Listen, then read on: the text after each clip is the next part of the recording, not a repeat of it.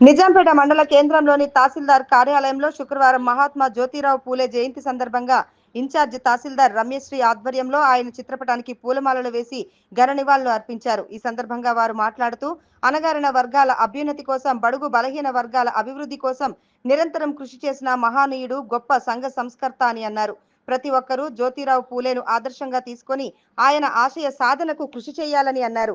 ఈ కార్యక్రమంలో తహసీల్దార్ senior assistant Ramesh, ఆర్ఐలు ప్రీతి, Imad, irrigation officer Rojaramani, మండల వ్యవసాయ Somalingareddy, staff Kalyan, Shiva, Rajalingam, Satyanarayana, computer operator Srikanth Goud, Ravi, గ్రామ తాజా మాజీ ఉప సర్పంచ్ కొమ్మాట బాబు, మాజీ కోఆప్షన్ సభ్యులు గౌస్ తదితరులు పాల్గొన్నారు.